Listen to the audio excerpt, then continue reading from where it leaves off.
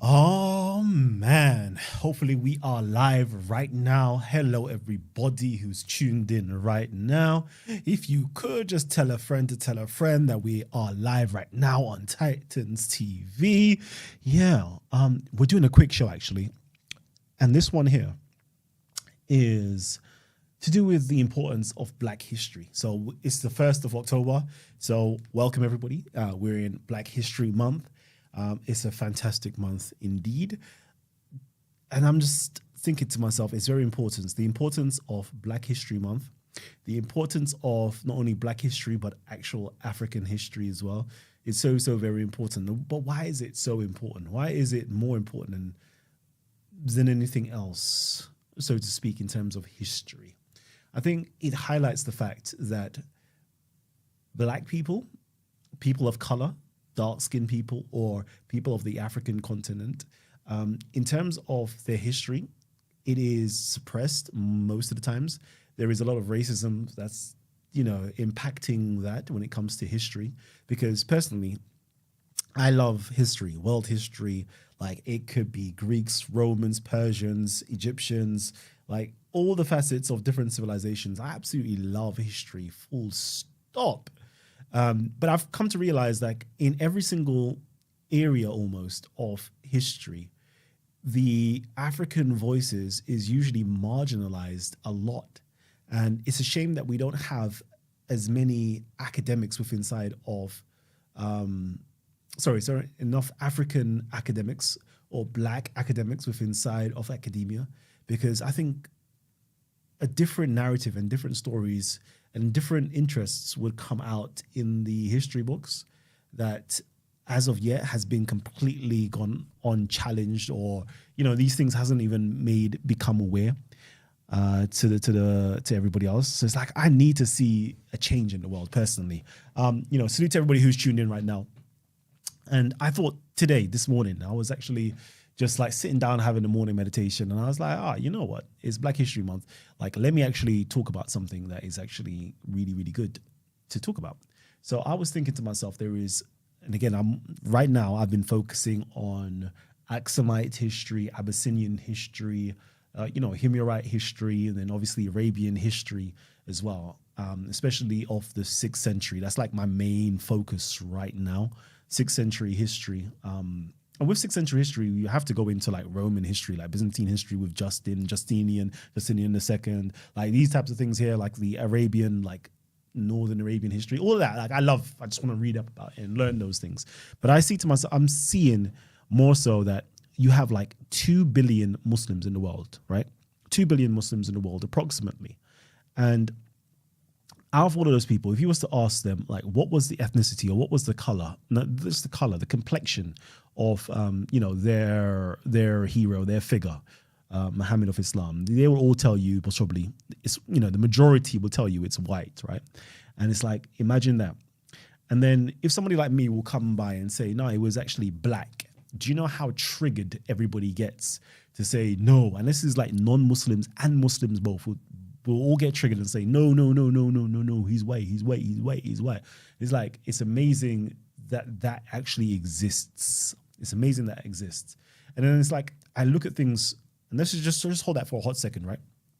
And then we have things such as, Muslims, they will do their Hajj to the Kaaba, yeah? And I always think to myself, imagine this, that they're all there, and they're all doing a form of ancestral worship, or some will call it, I like to call it ancestral veneration, right? And they're venerating an African ancestor.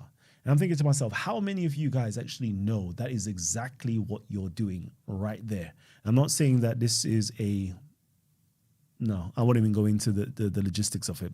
Salute to man like Sayon up in the building, to Farah.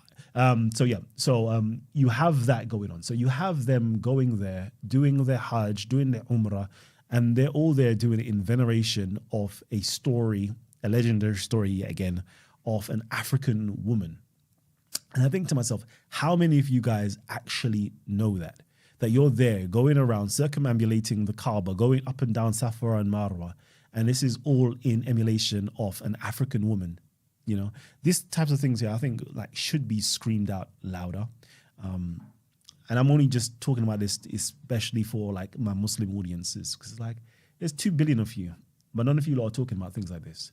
And again, yeah, there's 2 billion of you. You guys are all going to the Kaaba to do your rituals, right?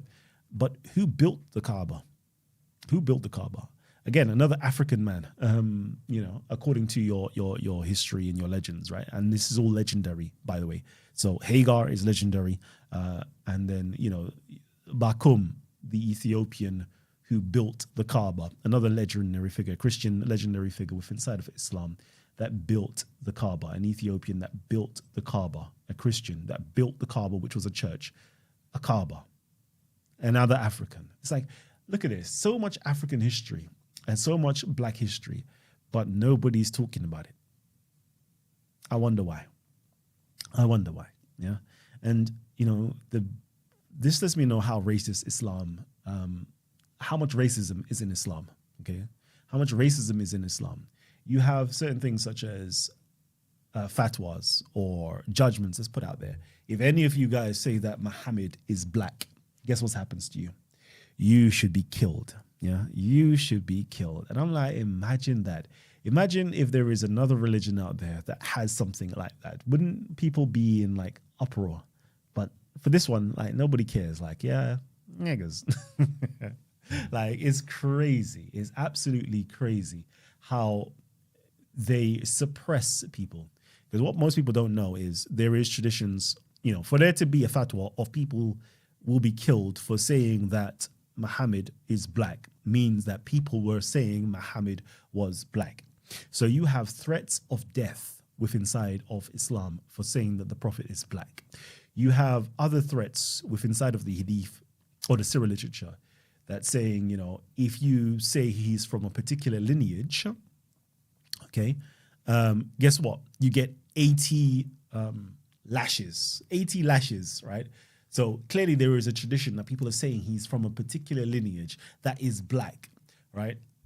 And there is a threat of death and there's a threat of violence. And it's crazy to me that people still stick by certain things, certain religions. I'm not talking about black people anyway, black Africans that see this and they allow themselves to be, dominated by these narratives and submit themselves to these narratives. It's like, wow. And then somebody like me, yeah, I think my intellect only comes about once every 100 years, I would say. Okay, that's my ego talking. So he comes along and sees, he reads like me, as I said, I've read in terms of like Arabic literature, Islamic literature, I've read them all. Everything that's in English, translated to English, I think I've read them all. In terms of like your most famous books, like Hadith books, Sirah books, all these things here. Like I've read them all because that's just something that I like to do, right? Even in like Christian church fathers, I believe most of them, if not all of them, I think I've read them all, as well. Like, and these books are like 600 pages long and we're talking about volumes of books. Like I like stuff like that, okay? It's just my, I don't know if I'm on the spectrum or something, but I like things like that. And I come along and I can see how these things, I can see how racism has crept in. I can see how they have completely fabricated a history, fabricated an individual, etc. And I come in and I tell you guys about it. And I kind of show you where the actual historical, Muhammad was and all these things here, yeah? And of course, I already know that what truths, there's 3 stages that truths go through, right? It goes through being, basically laughed at, mocked, and ridiculed, right? And then it goes through violent oppression or suppression. And then afterwards, it's just being accepted as like, we knew this. This is just true. Like, just, yeah, of course. Everybody knows this. And it's funny because, like, the things that I'm bringing up, I already know I'm ahead of my time. And when I see other content creators on YouTube, they don't even know how to tackle these questions or they try to par it off. It's like, yeah, you lot are just so way behind the curve. And I can't wait for that time comes. I can't wait for that time comes where it just becomes a normal accepted truth that it was Africans / Abyssinians who basically created or was the inspiration for a 2 billion people, like a religion that holds 2 billion people, you know, like one of the most impactful religions on earth was created by people of color. Like it's going to be crazy when that time comes. And that's not even like a good thing anyway. Like somebody of color creating a religion, and the religion is BS. No, not BS. The religion has been a destructive force on this planet. So it's not something that we should be clapped at, to be honest with you. But it's just something that it should be made aware. Like we should be made aware of these things. And I don't know why people aren't jumping on for it to be made aware of. And again, I always think to myself, like Christians, it's really and truly like Christians who should really be jumping on this information, because we're talking about Christian figures, like actual Christian figures that did, like, how can I put it? The most, let me say it like this. The most impactful Christians of the 6th century is what I'm talking about. We're talking about the biggest empires in the 6th century world. So bigger than Byzantium, bigger than Sassanid Empire, the Persian Empire. It's bigger than all of that, right? We're talking about the biggest empire. Like, I don't know why this point of history is never focused on, because we're talking about the biggest empire, and the biggest impact on the world happened from Abyssinian Christians. Like, mind-blowing that Christians haven't jumped on this. Mind-blowing. But anyways, let me quickly read through comments. A very strong hypothesis that Muhammad is just a fictional character by Kalam. Yes. Definitely.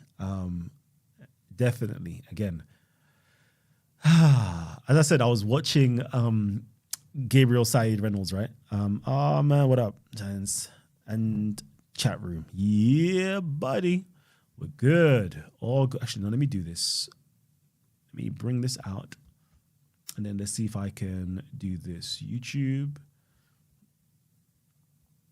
Let me see where my subs are. Oh, bear with me. Boom. Oh no, I can't do share screen.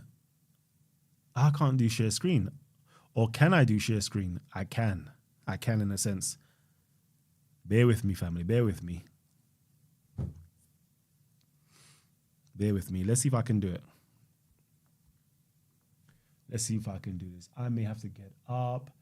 Where are we? Do I have something here? Yes, I do. Boom, boom, boom.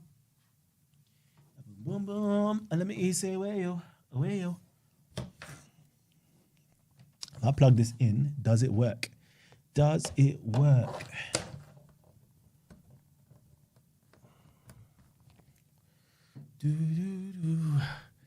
So, let's see if it will capture. Okay, cool. That's all right. That's technically not what I wanted, but we can roll with it. Let's see if I can do this. Here we go. Hey. Yeah. I was looking at, Gabriel Said Reynolds' channel, Exploring the Quran and the Bible, 666, right? And right here, like this talk, I was so gassed when I saw this, because I was like, finally, like when scholars are actually addressing certain things, okay?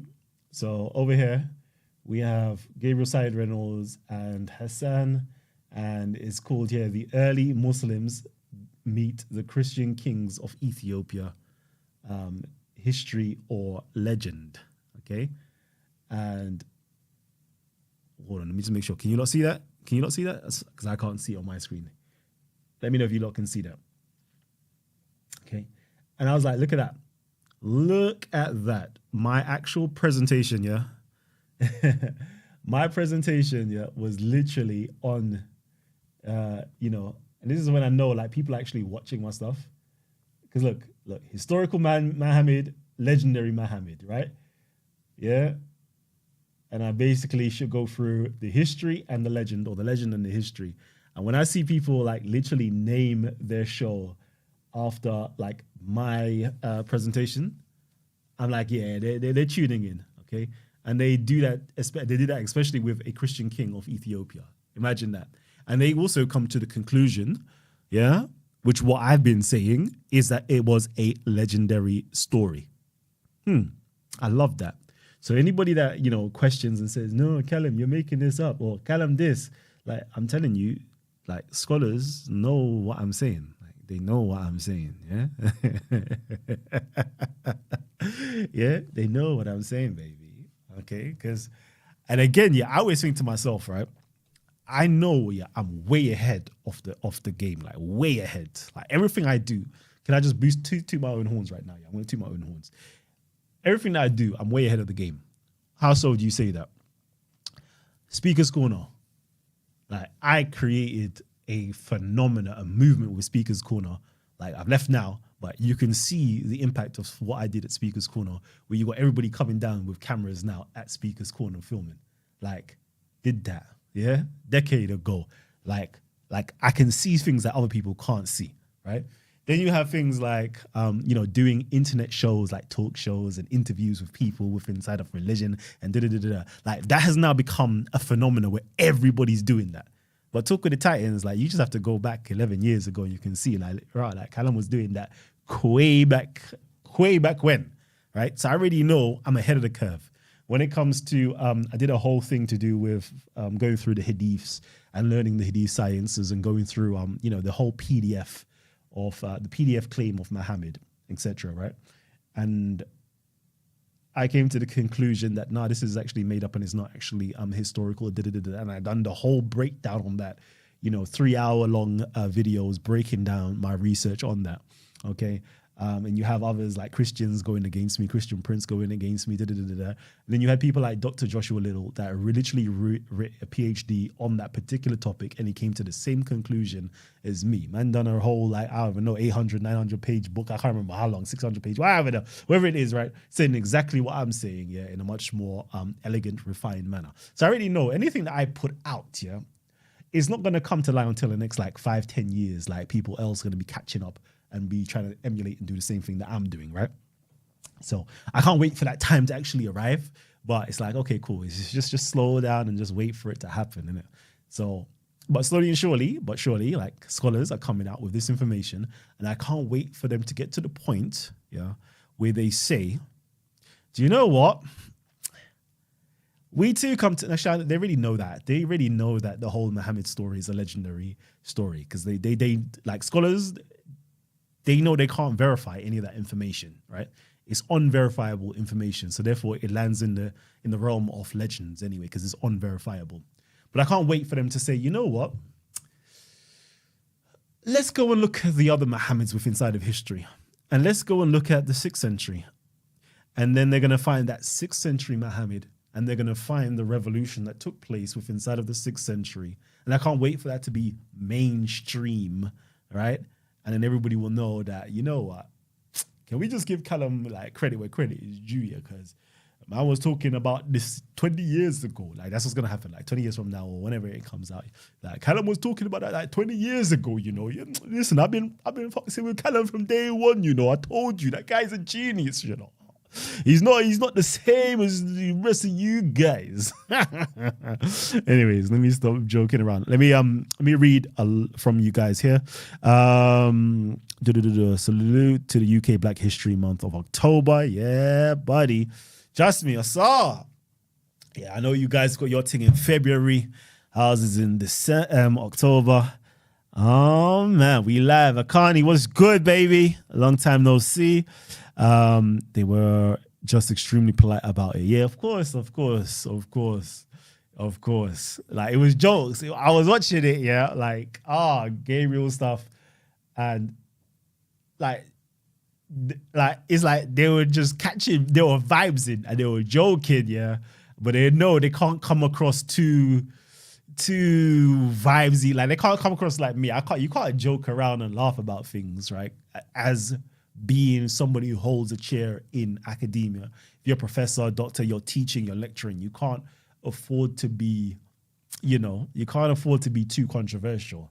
So they just have to tell the story as it is and be just straightforward talking, but they already know the thing. Let me see. Yeah. So yeah. What did I want to do? Did I want to do something? Let me see. Do I have anything here for you guys?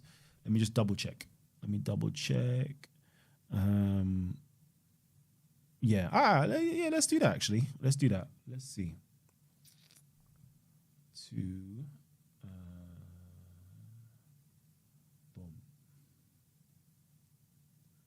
No, wait there 1 second. Is this it? Is this what I want? No, it's not actually. Gonna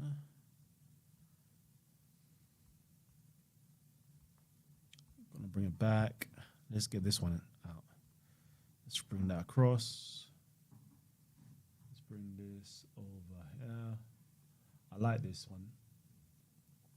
So yeah, I'll bust you guys on this, right?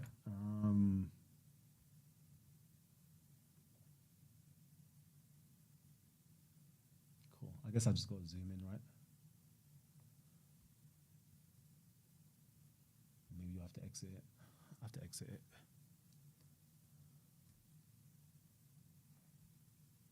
Here we go.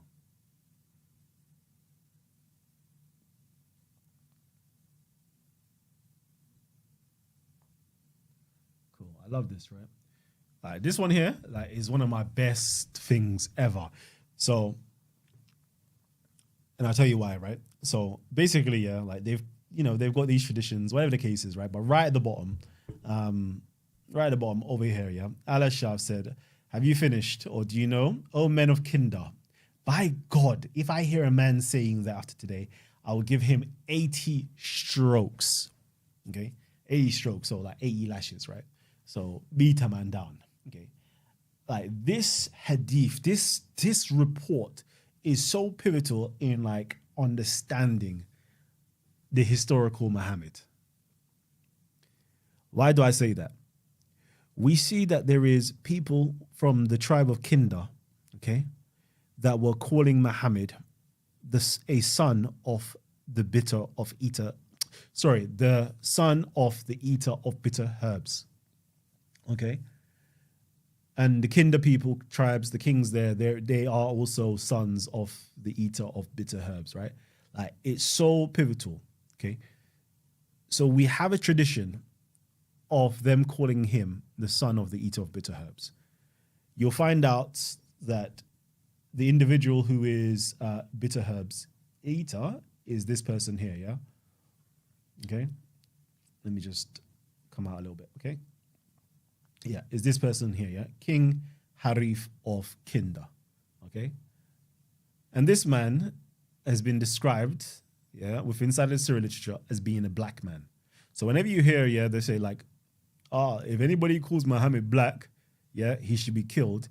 Just understand it goes back to this hadith, okay? It goes back to that report where they were calling him the son of the eater of bitter herbs, and the eater of bitter herbs was Al-Harif of Kinder, okay? So, or grandson of Al-Harif, basically, yeah? So this individual over here, yeah, is called the eater of bitter herbs. That's his, nickname. His name is actually Harith ibn Amr of the Kinder tribe, okay? But he's also known as Abi Kabsha, okay?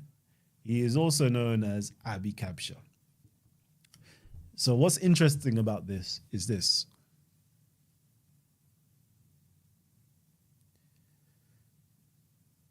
Muhammad was said to be one of his sons or grandsons, okay? Muhammad is said to be one of his grandsons.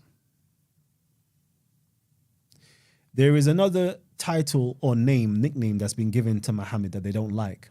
Okay, they say they don't like, and they try to make up reasons why they don't like it, right? And one of those other names he's called is Ibn Abi Kabsha. Okay, son of Ibn Abi Kabsha. Okay, and this individual here is the Abi Kabsha. So there is a tradition, yeah, in several different places within inside of the Islamic traditions that Muhammad is the grandson of this black man over here. you'll find they say if you say he is a black man, he should be killed. If you say that he is this man's son or grandson, yeah, you should be whipped 80 times. Okay, you should be given 80 strokes, 80 whips. And what they don't tell you is this: the original Muhammad, yeah, the original historical Muhammad. Let's see if we can get to him. Well, this is my imagery of him right here, yeah. But the original historical Muhammad, guess what? Guess what? His genealogy, yeah, goes back to this man over here. Okay? So in there, you will find out that his brother's name. So, for example, within inside of the Islamic records, yeah, this historical Muhammad, his brother's name is called Qais, and he's associated with Abraha. And then when you go into the Byzantium records, the Greek records, you know, you'll find out about this particular Qais. You know, you'll find out about this Qais. Let's see. Let's read it quickly. Qais. Okay. Yeah, he was a general. Qais, to whom the news was sent, chief of the two most illustrious Saracen tribes, the Kinda and the Ma'ad. Before Nunus was appointed ambassador, his father had been sent to the same Qais, and his son was made a hostage in Muawiyah was made a hostage, blah, blah, blah, blah, blah, and so forth, right? And you have him written again with inside of Procopius. Cool. Let's just quickly go over here. All right. It tells you how great actually these tribes were. It says here that his embassy was to the Ethiopians, Amorites, and Saracens, then a most powerful nation as well to other Eastern peoples. At this time, Justinian was emperor of the Romans, and Cassius, chief of the Saracens. This case was the grandson of Harif, himself a chief to whom Nunus's grandfather was sent as an ambassador during the reign of Anastasius to conclude a treaty of peace, right? So this particular guy here called Harif, yeah, was the father. You've got more information about him. Then you've got Yazid,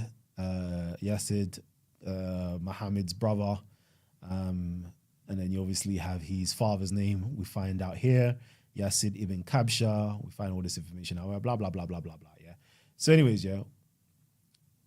Cool. So anyways, yeah, we find out, yeah, the fact that Muhammad, the historical Muhammad, yeah, who is the grandson of Harif, yeah, the historical Muhammad's grandfather is the same Al-Harif, yeah, that Muhammad was being called, the Muhammad of Islam was being called the son of. And, you know, and this is the reason why you're going to get whipped, yeah, if you say Muhammad was the grandson of this individual, right? You'll get whipped 80 times if you ever say that Muhammad of Islam was the grandson of Al-Harif. Crazy. And then we know that the historical Muhammad's grandfather was, in fact, Al-Harif. Crazy. It's really, really crazy, right? And then we find out, again, Al-Harif was actually what? Yeah, a black man.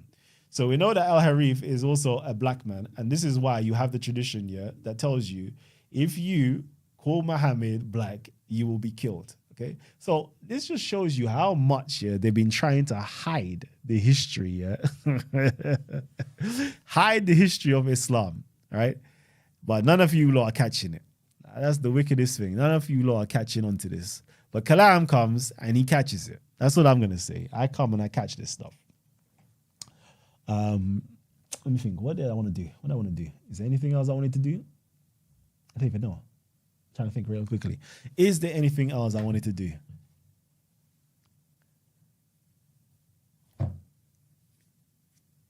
Not really. Not really, actually. So, talk to me, family. Talk to me. Like, this is a quick little Black History Month, opener.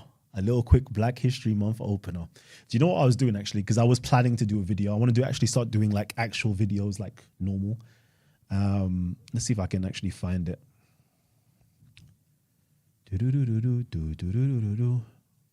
Downloads. So I wanted to do a video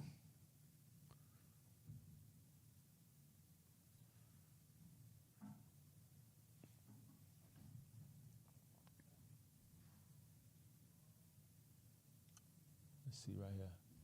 So yeah, when I get time, yeah, I'm gonna do a video talking about the mother of all Arabs. Yeah, the mother of all Arabs. I did this nicely, nice little AI generation. Jeez, hey, that's beautiful, you know. That this right here is Hajar. Yeah, jeez, yeah. This is my rendition. I love it. I love teaching with actual imageries and pictures. Yeah. And now we got animations.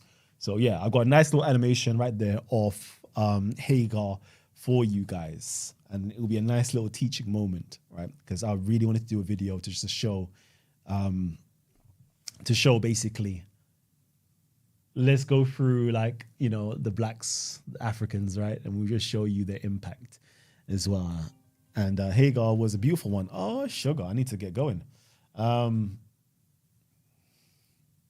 My dear, what are you saying to me? You finished work? I'm still at the studio, but I'm going to leave out. You might as well go to my house. Go to my house and I'll meet you there. Yeah? Hey, cheese, demon slayer, you know. Ah! Are you ready? Are you ready? Hey, okay. Say less. Let me finish up here so we can get going, yeah? All right. Cool. Bye. So, yeah. Hey, family. Hey, I was going to do something, but I can't bother anymore now, yeah? Because you know why? Because I've got to go and watch Demon Slayer with my sister. Hey, yeah. Anyways, okay, cool. Say it loud, we black and we proud. Jeez, looks so realistic. I know, right? You're special, pal. Hey, trust me. So anyways, family, real quickly, let me know. Is there anything that you guys want me to talk about before I go? Because I've got to go. But let me know. If there's anything you want me to talk about, let me know. Let me know.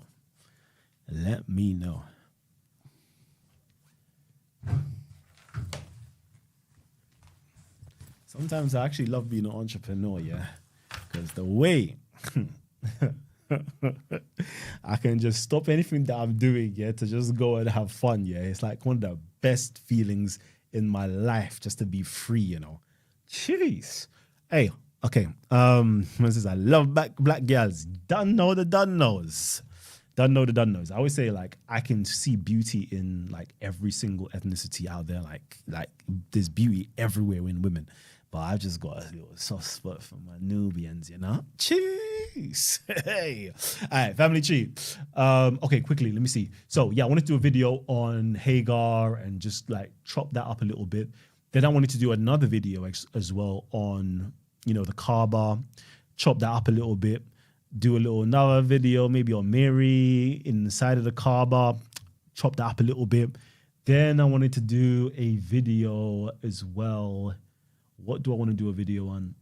Again, I wanted to do a video actually on this particular topic that I'm talking about, the racism within inside of Islam in terms of like the blackness being put to death and showing you how it all ties together.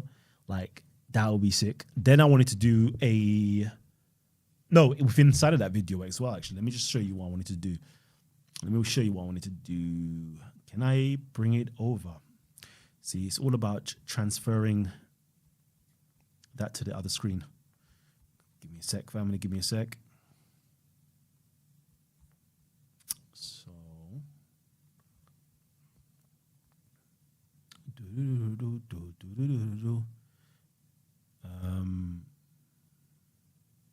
yeah, okay, no, let me do that actually. I can do that. I can actually do that. So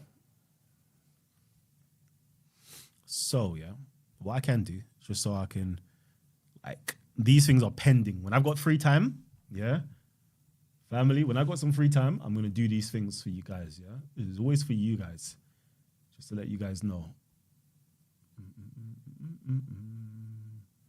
Boom. Let's see if I can make this a bit bigger. Boom. Let's close this down. Okay, cool. So, yeah, this is where I wanted to do this as well. Over here, we're going to be talking about, the man that actually built the Kaaba during the time of the Islamic Muhammad. Okay, so in the time of the Islamic Muhammad, there was an individual called Bakum. Sometimes it's called Rumi or Copt, whatever the case is, right?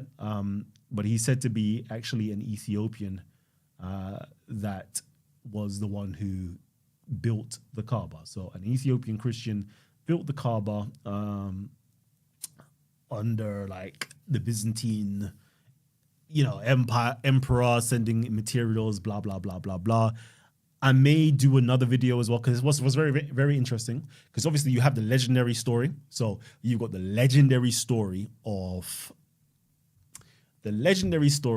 the Kaaba being built, right? So that's legendary. Mecca, legendary. All of that stuff is legendary, but it comes from somewhere. It actually comes from history. And why? And so we all know, yeah. I'm sure I've been trying to get into you guys' heads, right? That you have the legendary Muhammad, which is legendary Muhammad from the Islamic traditions is actually based upon the historical Muhammad of the 6th century during the time of Abraham. So that story of the building of the Kaaba and materials being sent from Byzantium king and the marbles and all these, raw materials that were sent with a carpenter or whatever the case is. Guess what? That same story is actually found in history, like actually reported in history, but it wasn't sent. It wasn't sent to the Islamic Muhammad. It was sent to the historical Muhammad and King Abraha.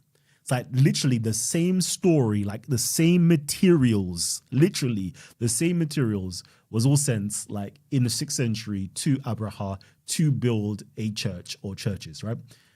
But the same story finds its way within inside of the Islamic traditions. But anyway, that's a story for another day. Let's just keep with the Islamic theme, Islamic trend, so to speak, right? So we know that, scholars are basically saying, yeah, this person back home is really from Habakkuk and it's an Ethiopian, and they all seem to agree on that fact that it was an Ethiopian that built the Kaaba. It was an Ethiopian that built the Kaaba, that they've done their little research, and they all say that, the methods of building the Kaaba, according to the written records, is based upon the Ethiopian style of buildings. It says here the method of building involved locking the rounded ends of the wooden tie beams into each other at the corners. The round tie beam and beings termed monkey heads in Ethiopia. Let's quickly go down. Let's see. Let's go down. I think I had to re-download this because in my other stuff, all of this is really highlighted. Okay, cool. The fact that the architect of the Kaaba back home has been associated with Ethiopia, Egypt favors the possible impact of the painting traditions of either place in the Meccan paintings. Okay, quickly go through. Let me just quickly go through something. Cool. What's this? The technique of building the Kaaba in alternating stone and wood courses is still preserved schematically at Axum on 2 6th century steles in the Central Stele Park and on the Axum Stele in Rome. It seems also to have been the method of building at other early Ethiopian sites, including the Palace of Dongor, known as Sheba's Palace, 6th century, Enda Simon, Enda Mikhael, and Taka Meriam. Okay, so we can see here, the techniques that was used to actually build the Kaaba in terms of this alternating stone wood course is actually from Axum Empire. Like it's all good, isn't it? Like it's all sick.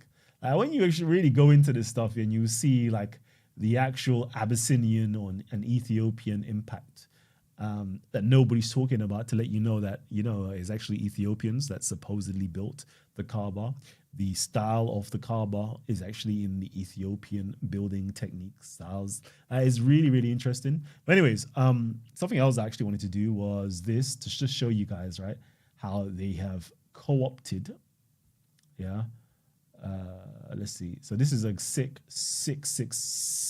read, right here, which is the population size of Muhammad's Mecca and the creation of the Quraysh. So the Quraysh is actually a creation. There's no tribe in Arabia prior to the Islamic, traditions making ish up, called the Quraysh. But anyways, let's see if we have some good highlightings. Cool, blah, blah, blah. Let's quickly see. Come on, Cal. You must have highlighted something really interesting for us. Um,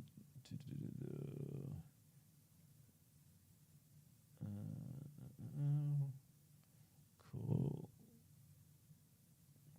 Let's see. Over 30 years ago, Patricia Crone used this very paradox as part of her efforts to undermine Islamic historiographical traditions. It's a study asking it, how is it possible that Muhammad and his nest of robbers were able to overthrow the Quraysh?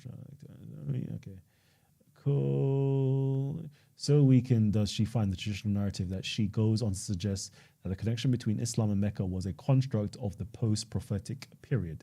Yeah? So the connection between Islam and Mecca was a construct of the post-prophetic period. I love that.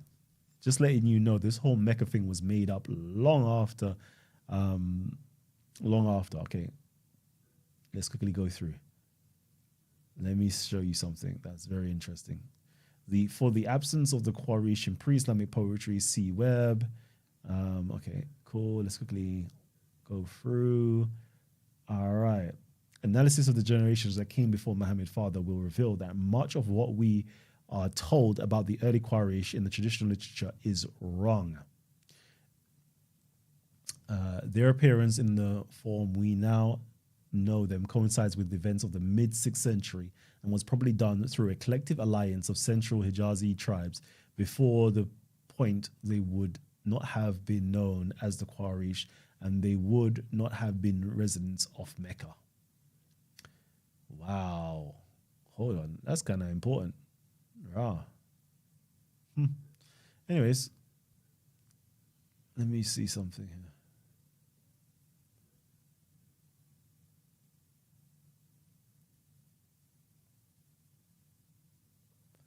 here. Yeah. Basically, like if you ever get a chance, go and read his article. It just shows you how it's like all made up. It's all made up. It's all made up. It's all made up. But yeah, this is actually the one as well. This is the Syria literature again, and I just really wanted to highlight. I was going to go here to create the video to do with Hagar. This is it here. Now I was going to pull all the information from. It says here the Arabs say Hajar and Ajar, changing the H into an A as in the verb. Blah blah blah. Let me quickly go through. Let's see if I can actually highlight. Let's do this together. So I'm actually doing my presentation. It's actually going to be done already. Cool. So Hajar. Oh no, why are you messing up? Anyways, Hajar was an Egyptian. That's something that we're going to go through. It says here, the apostle said, show piety in dealing with the protected peoples. Those, why are we doing that? Okay, yeah, those of the settled lands. So this is Egypt. So like, show piety in dealing, yeah, with the Egyptians. The black, yeah. So back then the Egyptians were still black, you know. Anyways, the black, the crinkly haired, for they have a noble ancestor and marriage ties with us. Okay, so they have a noble ancestor and we are also married with them. Okay. What did Umar said? Umar explained, by ancestry, the prophet referred to the fact that the prophet Ismail, his mother, came from them, and the marriage tie was contracted when the apostle took one of them as, it says concubine here, but I'm pretty sure it was his wife too. Anyways, Ismail's mother, Hagar, the mother of the Arabs, see, imagine that, the mother of the Arabs was a black, crinkly-haired woman from Egypt, came from a town in Egypt facing Farma, Ibrahim's mother, Maria, the prophet's concubine, whom the Mukakis gave him, came from Hafan in the province of Ancina. Interesting that. We're just going to leave that there for a little second so you know, the mother of the Arabs. You know, we should ask the Arabs today, like, if your mother was a black, crinkly-haired woman, like, what happened to you? Like, why do you look like a dundus? Why do you look like a dundus? But anyways, that was a quick one for Black History Month. I hope you guys liked it, mate. Hope you guys liked it. Alhamdulillah. Anyways, let's see. Quickly read your comments. Don't believe you neither. I'm guessing it's not strong, just a legend. Good speculation. Blah blah blah. Okay, Kalam, a good future topic to consider. Land of Punt being Axum. The root word has Habashat is hypothesized as being written in ancient Egyptian. Yeah, I've seen that. It looks good. But I don't know. Because the criticism for it is just like there is such a big gap. I think there's roughly at least 1,000-year gap from the time the term Habashat, or what looks as Habashat within inside of the Egyptian hieroglyphs, till the time of maybe the 1st century, where we see Habashat also written within inside of the Ge'ez, I'm assuming. So there's like a big 1,000-year gap. So with, linguistics and like history, we want to see a continuity. So at least like every, 100 years, let's see if like it continues. But from like 1,000 years ago till to present day, like it's been used. Is it the same word? Is it not the same word? Does it have the same, does it come from the same root? Does it have the same linguistical value? Like, it's a lot. When you're doing historical comparative, what's it called? Anyways, historical comparative linguistics, like it's so much work that has to go into it. But like in terms of emotionally, I'm in favor of it. But intellectually, I'm like, I have to be intellectually honest and be like, okay, I've heard there is a counter argument to it. So I can't say for certain it is. So it would be very good to see like some future studies on it. And I'm like, this is why we need more people, especially like I think people from the West, like mainly from the West, who have like a consciousness about them. I really want them to go into academia because they will start challenging certain ideas and actually doing the research because they're now invested, because they can see themselves in the stories. And I wish they would actually go ahead and actually do the research and actually find out, like, is the Habashat the same in the Egyptian hieroglyphs as it is inside of the Ge'ez? But again, I already know it's so much work that it's going to be difficult. I don't even know if people will be skilled enough to do that, because you need to be skilled to come to that conclusion. Just a quick sidetrack. You need to be skilled in the ancient Egyptian language, Middle Egyptian, late Egyptian hieroglyphic language. Okay. Definitely late Egyptian language. Then you need to be skilled in Coptic as well. And then you need to be skilled with inside of the Ge'ez and the different scripts, the Fadul and the Musnad and all these different things here. Yeah? And then you need to do some cross comparison and actually like, it's so much work that you're going across different fields to come to the answer. And that's why most people don't do this stuff. So for example, with inside of like Islamic studies, most people only focus on the era of like when Islam is popping, like in the late 7th century. Cool. That's all they know about and all the literature that comes after that. Then there's other people who are skilled with inside of South Arabian, like these are different departments basically. So the South Arabian time periods, okay? So they're dealing with, all the different kingdoms such as the Himyar, the Sabaeans. Then you got like the northern, the Safavidic, and all these different scripts. They read all these different things. And usually these different departments, they don't actually communicate with each other.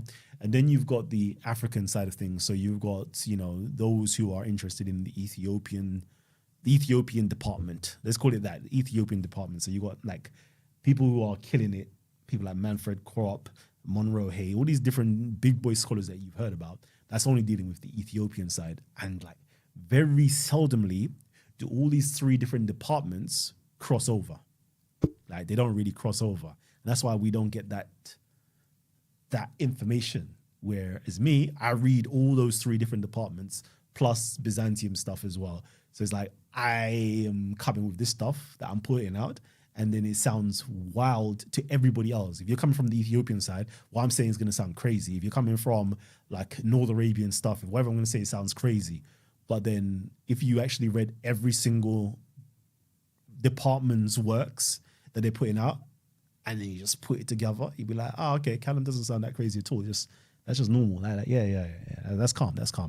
Anyways, let me keep it moving. Just quickly see this before I go. There is currently consensus that now that the land of Punt is in Abyssinia, 2020 DNA analysis of baboons. Yeah. I believe you are right. I think, Punt, I think so. Well, they've been doing, I think they said like Ethiopia and Somalia and different places, but I don't know. Actually, I don't know. But yeah, it seems like that could be solid. Just Google the research about the land of Punt. Kalam, if you can pull and share it. Unfortunately, I'm going. Punt being Abyssinia is not a general consensus. Okay, and the Habesha people originate in Yemen.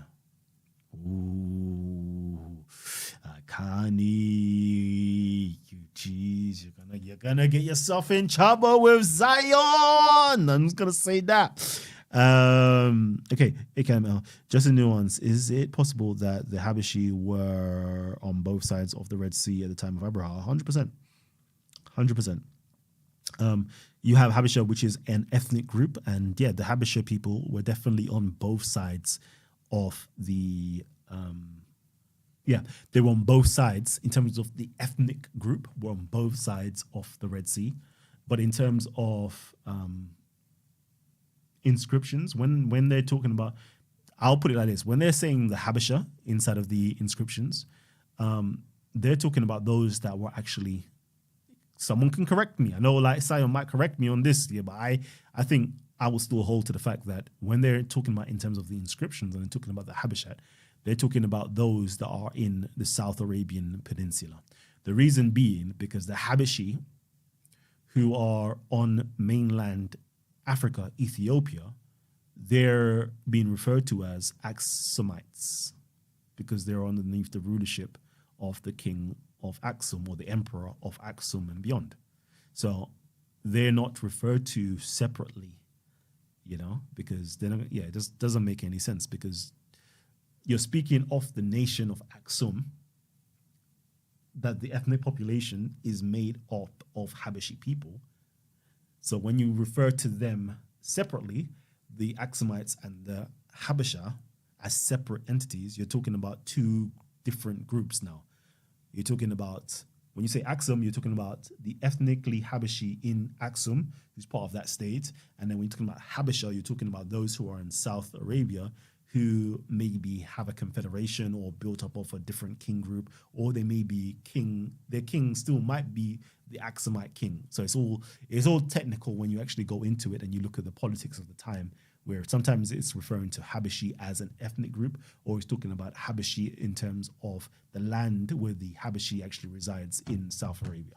So yeah, it gets all technical. Then when you get beyond the 6th century, you're now talking about the 9th, 10th century, like when you're saying Habashi, you're now talking about everybody in northern Ethiopia, like those are the Habashi. And then after that, it becomes racist, and it's now every black person is now referred to as Habashi. So it's like it all depends on which time frame you're talking about to understand the term Habashi, to be honest with you. Habashi is a super Ethiopian. Okay, where was King Azana's parents from? Anyways, all right, family tree. Let me keep it moving because it's time. Oh shit, I'm late for the cinemas. All right, cool. Peace and love, family. I am out of here.